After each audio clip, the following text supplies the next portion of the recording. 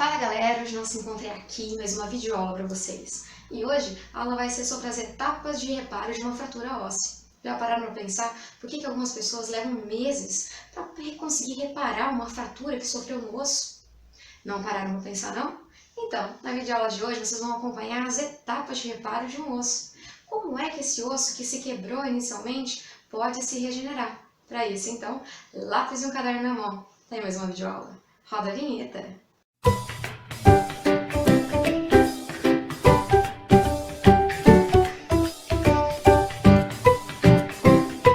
Voltando aqui para o estúdio de gravação, vamos acompanhar quais seriam as formações no osso que foi destruído.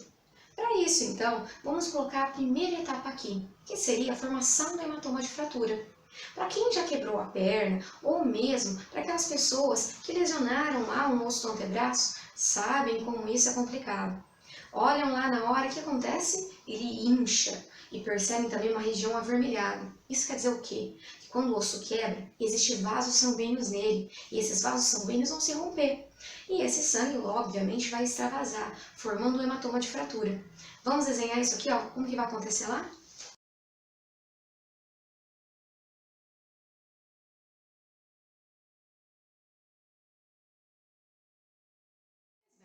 Suponhamos que, de repente, o osso lá que constitui o braço, o húmero, ele tenha sofrido uma lesão, uma quebra.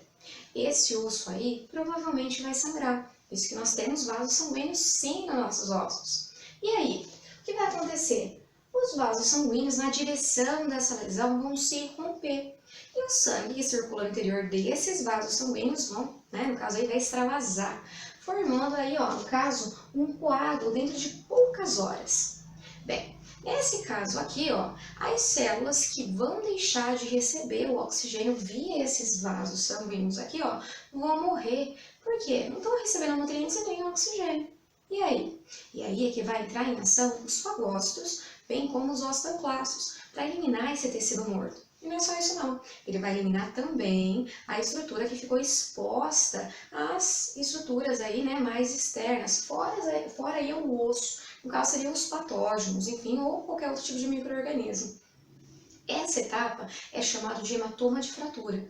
Por quê? Porque nesse caso aqui, ó, as células deixaram de receber oxigênio, então elas morrem.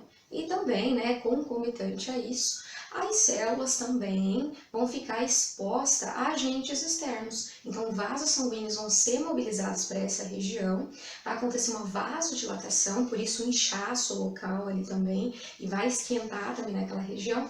Para quê? Porque vão ser trazidas células de defesa para tentar eliminar essas estruturas, esses micro-organismos que vieram adentrar. E também, aproveitando aí, vai eliminar esses restos celulares, que no caso aí eram células que antes tinham função no osso, como no caso os osteoblastos que vieram a morrer. Então essa primeira etapa chama-se de hematoma de fratura.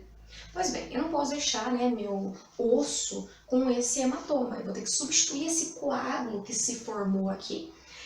Para a substituição vai ser utilizado aí fibroblastos, porque vai ser feito um tecido mole, vai formar um tecido molinho, antes de fato aí se aplicar um osso. Então nós vamos para a segunda etapa, que seria a formação de um calo de fibrocartilagem. Vamos acompanhar como isso é feito?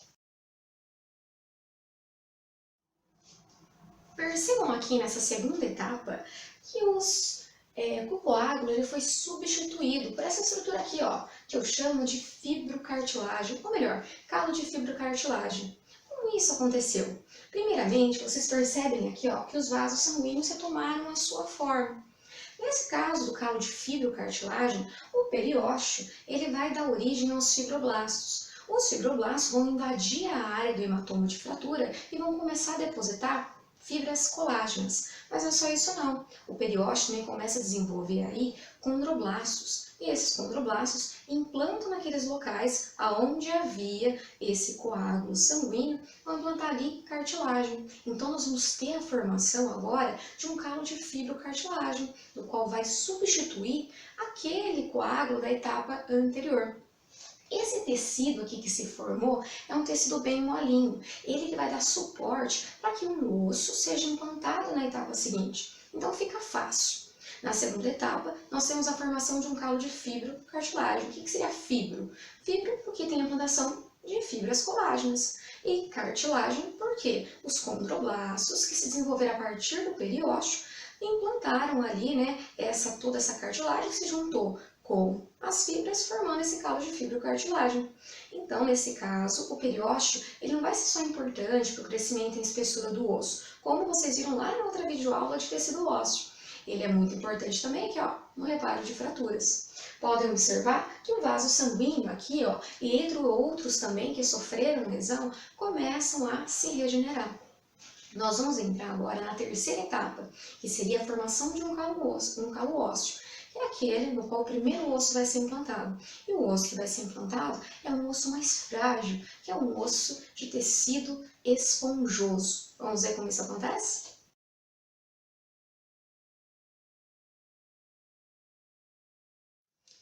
Pois bem, entramos na terceira etapa, que é aquela que é responsável pela formação do primeiro osso, que é o tecido ósseo esponjoso. Nesse caso, a etapa chama-se formação do calo ósseo, porque vai substituir o calo de fibrocartilagem. Como isso é feito? O tecido ósseo sadio que se encontra na proximidade desse tecido que foi lesionado possui aí células osteogênicas, que são células-tronco para a formação de osteoblastos. Esses osteoblastos invadem a área que tem fibrocartilagem, implantando ali matriz óssea. Só que essa primeira matriz óssea sempre vai ser do tipo tecido ósseo esponjoso. Então aqui nós temos o primeiro osso, que é no caso chamado aí, ó, de calo ósseo esponjoso. Então aqui nós temos o calo ósseo. Nesse caso temos aí a formação do calo ósseo, formação do calo ósseo. Para a quarta etapa, esse calo ósseo aí, ó, esses trabéculos de osso esponjoso vão se fundir e vão formar um osso compacto. Pensem, se vocês pegassem um chocolate do tipo aerado, que eu não vou falar marca não, e aí então derretessem esse chocolate em banho-maria e levassem para o freezer da casa de vocês. E aí, depois de algumas horas, quando ele já estivesse enrijecido, vocês tirassem. Por um acaso, ele continuaria aerado? Obviamente não.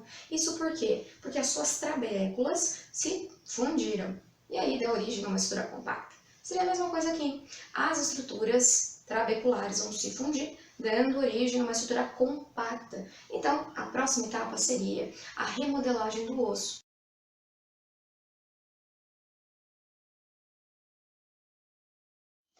Voltando aqui para a nossa quarta etapa. Quem seria ela?